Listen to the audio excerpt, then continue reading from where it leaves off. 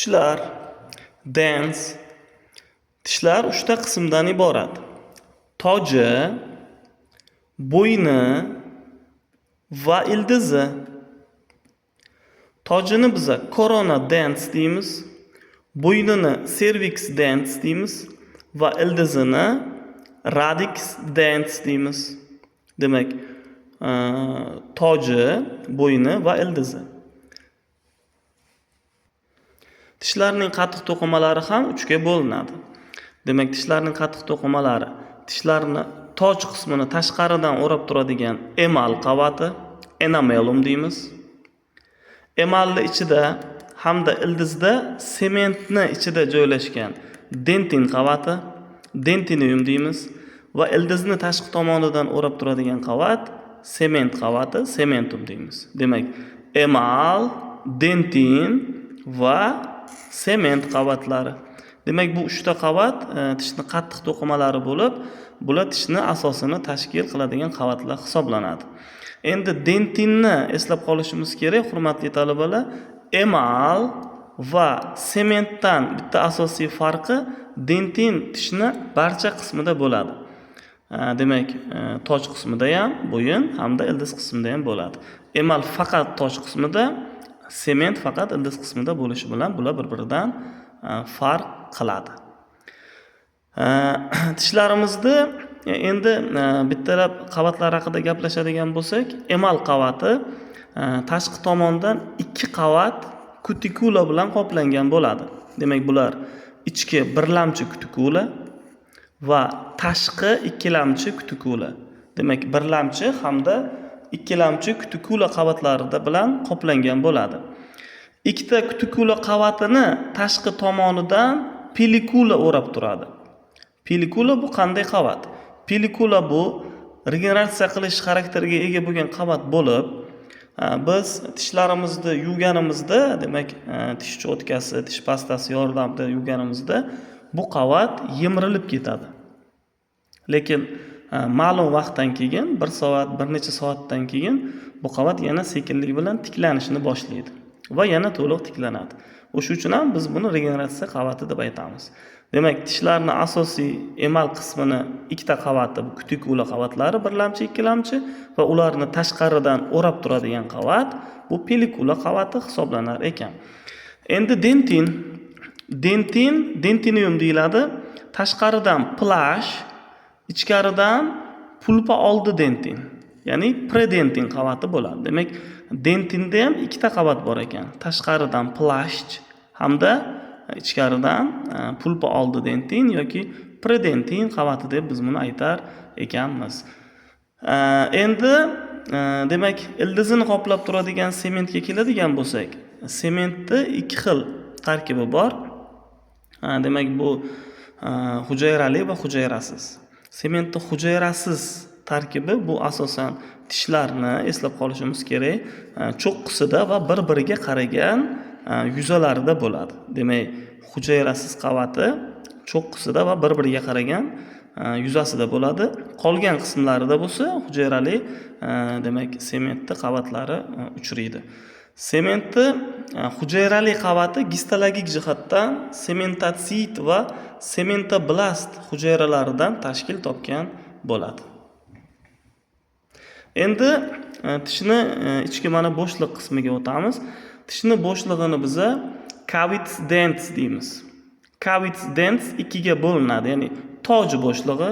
Toj bo'shlig'i bu tishni tojining ichidagi bo'shlig'i bo'lib, corona densning ichidagi bo'shlig'i bo'lib, cavities corona dens deyiladi. Hamda ildiz bo'shlig'i.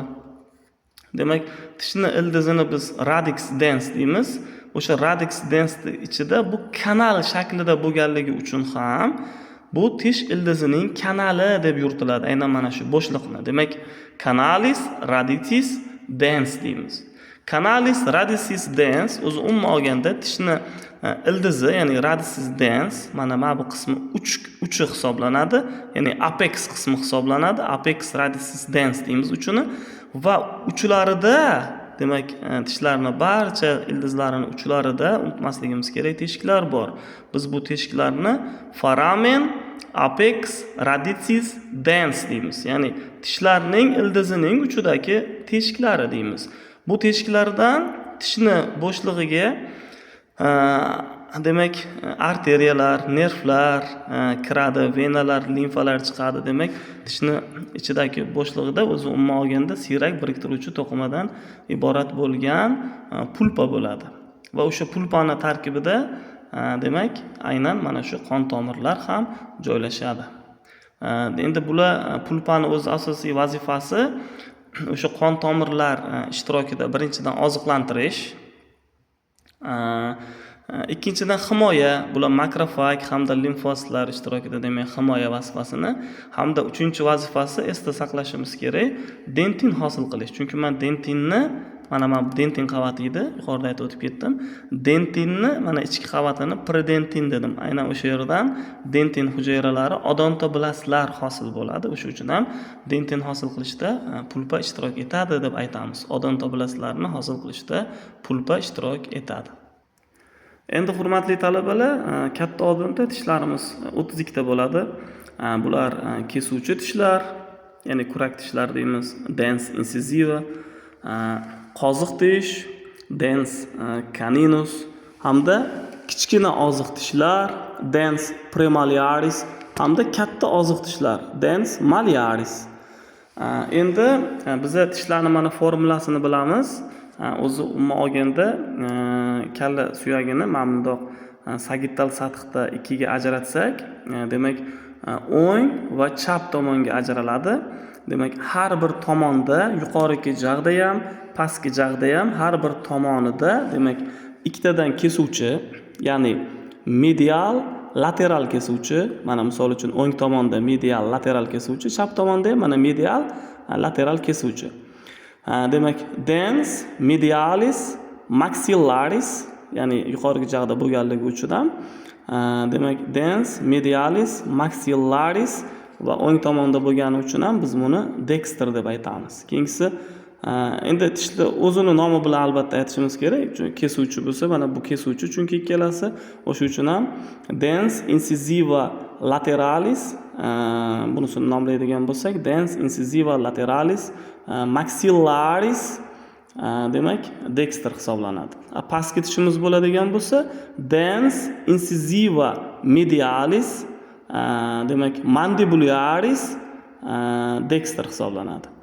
Bunisi dens incisiva demak mandibularis lateralis dexter hisoblanadi. Qoziq tishimiz dens caninus maxillaris dexter. Premolar tishlarimiz, ya'ni kichkina oziq tishlarimiz, demak dens premolaris medialis lateralis maxillaris dexter. Pastdagilar ham xuddi shunday, faqat maxillaris o'rniga mandibularis yoki inferior so'zini, yuqorida maxillaris o'rniga superior so'zini ham ishlatsak bo'ladi. Molyar tishlarimiz bo'lsa, birinchi, ikkinchi, uchinchi molyarlar deb aytiladi. Uchinchi molyarimiz endi hammamizga ma'lum, bu aql tishi hisoblanadi. 17-21 yosh oralig'ida bu chiqadi, eng kech chiqadigan tishimiz hisoblanadi. Uchinchi molyarimizni biz dens serratinus deymiz. Demak, dens serratinus aql tishlar. Demak, hurmatli talabalar, esda saqlaymiz, dens permanens bu demak doimiy tishlar, dens desudei yoki dens lactodei bu sut tishlar, dens serratinus bu demak aql tishlar hisoblanar ekan. Endi tishlarimizda uchraydigan ayrim anomaliyalarga qisqacha to'xtalib o'tsak.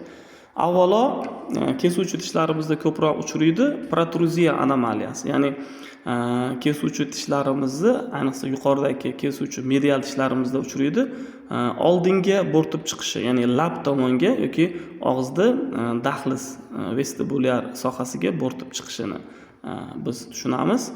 Bu demak protruziya anomaliyasi. Pastki demak kesuvchi tishlarimizda ko'proq uchraydi ichkariga, ya'ni orqaga og'ib kirishi, til tomonga og'ib kirishi, bu retruziya anomaliyasi hisoblanadi. Endi tishlarimiz oralig'ida, misol uchun kesuvchi tishlarimiz oralig'ida bitta tish sig'adigan darajada joy qolib ketishi mumkin. Bu holatda biz diastema deymiz. Kesuvchi tishlar bilan qoziq tish orasida shunday holat bo'lsa, demak bu holatni biz trema deb aytamiz. Transpozitsiya anomaliyasi bor. Transpozitsiya anomaliyasi bu tishlarning almashinib chiqishi. Ko'pchilik holatlarda bu demak qoziq tish va kesuvchi lateral tish ikkalasi bir-birini joyiga almashib chiqish holati bo'ladi. Transpozitsiya anomaliyasi deb biz buni aytar ekanmiz. Adentiya anomaliyasi bor. Adentiyada umuman shu qaysidir tish bo'lmaydi. Bu adentiya hisoblanadi. Makrodentiya anomaliyasi bor. Makrodentiyada qaysidir tish deymi, bu ko'proq mana kesuvchi yoki qoziq tishda bo'lishi mumkin. Bu makrodentiya, ya'ni hajmini juda ham katta bo'lish. Yoki mikrodentiya anomaliyasi bor. Hajmini kichkina bo'lishi. Normaga nisbatan kichkina bo'lishi. Bundan tashqari crowding anomaliyasi bor. Crowding anomaliyasi bu ko'proq kesuvchi tishlar uchun xarakterli bo'ladi. Demak, tishlarning qatorini buzilishi, tashqariga yoki ichkariga, tanglay sohasiga, mana hozir tishlarimiz bitta qator bo'lib joylashgan, lekin bularning orqasidan yana ikkinchi qator tishlarni yoki old tomondan ikkinchi qator tishni vujudga kelishini biz crowding anomaliyasi deb aytamiz.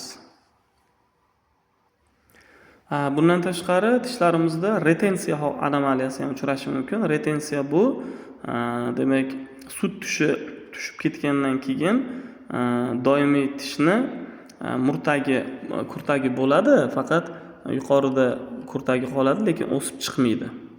Lekin rentgen qilganimizda demak biz uni aniqlashimiz mumkin. O'smasdan ichkarida qolib ketishi. Ya'ni milkni yorib chiqmaslik holatini biz retensiya deymiz. Adentiyadan buni farqi, bunda o'sha kurtagining borligi.